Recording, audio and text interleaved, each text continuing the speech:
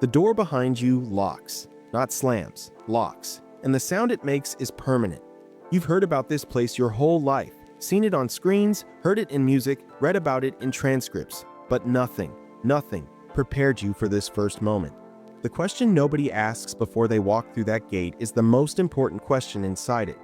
Who actually runs this place? Because it isn't who you think. You're fresh fish.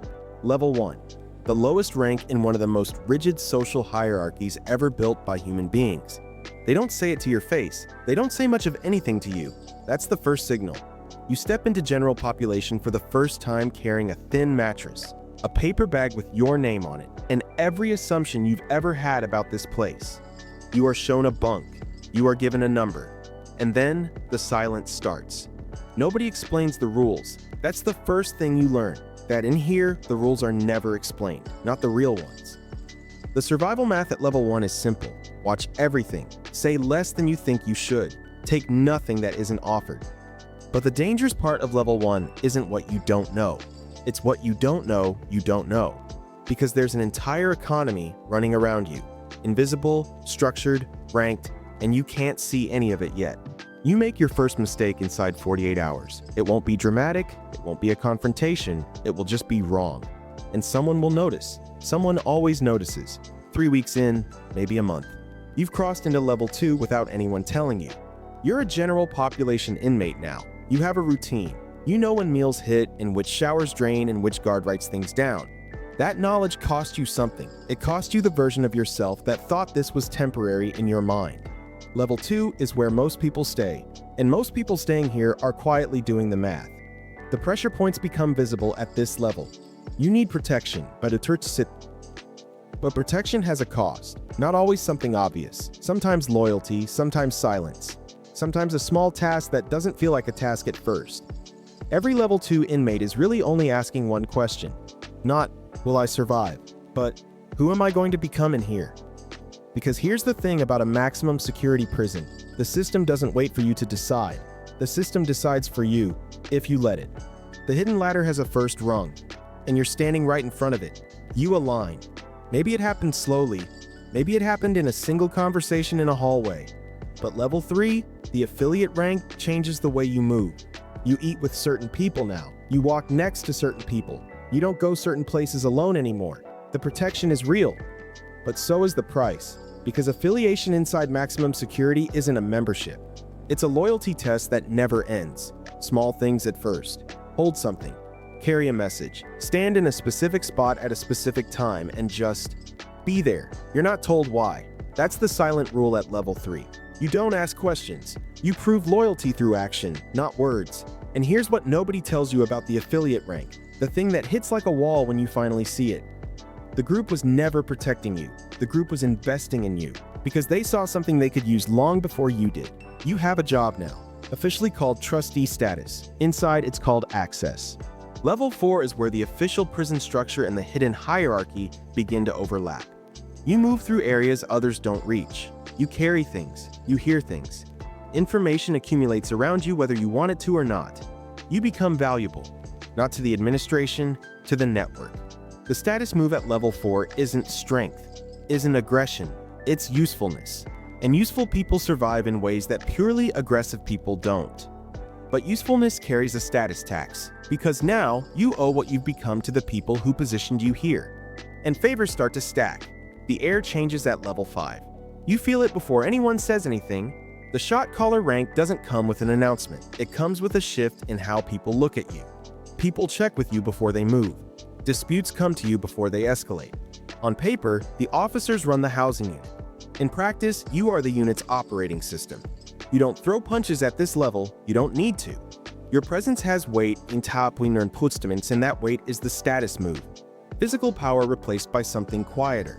Authority that nobody formally gave you. But here's the cost that nobody warns you about. Every problem in the unit is now your problem. The debt that isn't settled. The agreement that fractures at 2 a.m. The tension between two people you need to stay on the same side. All of it comes back to you. Because your rank means nothing if you can't hold it together. And that, holding it together, is a different kind of pressure than anything you felt before. Level 6 changes what you are. The gang lieutenant rank is the first place where you stop being a person inside the system and start being a function of it. Your name is still your name, but what people see when they look at you is a position, a role in something much larger. You command across wings now. That sounds like power. It is power. It is also a cage inside a cage. The paranoia becomes your operating system at this level. Everyone below you wants what you have. Everyone above you is watching whether you can hold it. You stop trusting new information automatically. You start reading everything twice. Every message, every quiet conversation, every favor that seems too easy. Because at level 6, every single transaction is a loyalty test. Not just for the people beneath you, for you. Someone above is always watching whether you pass, and you can never know exactly who. Level 7. Block Boss. You run an entire housing unit, not a section, not a wing, an entire block. The word boss feels right for about 3 days.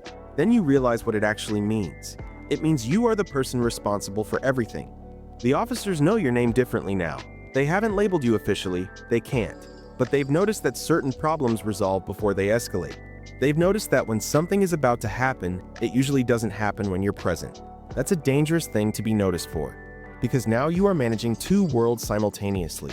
The world the officers see and the world they don't.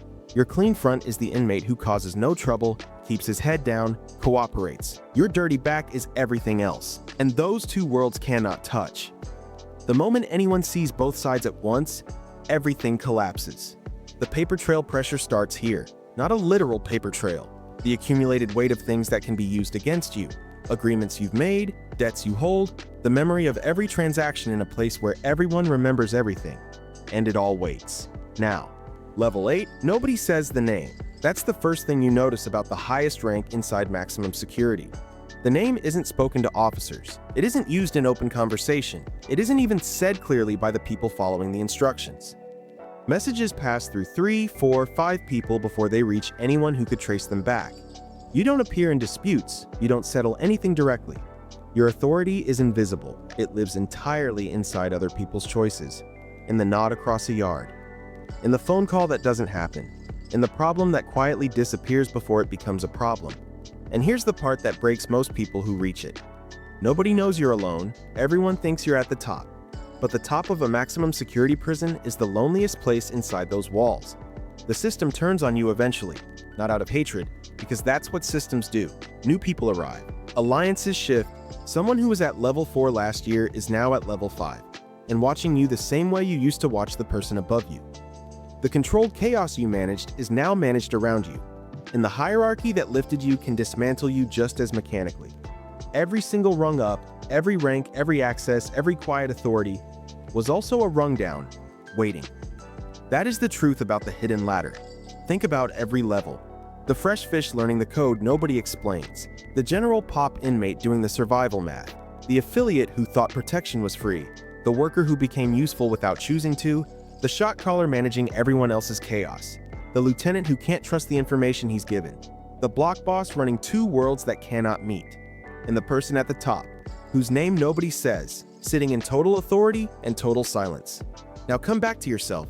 You probably recognize some of this. Not the prison, the system, the group you joined for protection that turned out to be an investment. The task you completed without asking why. The silence you kept when silence felt wrong. The moment you realized the people above you were always watching whether you'd pass the test.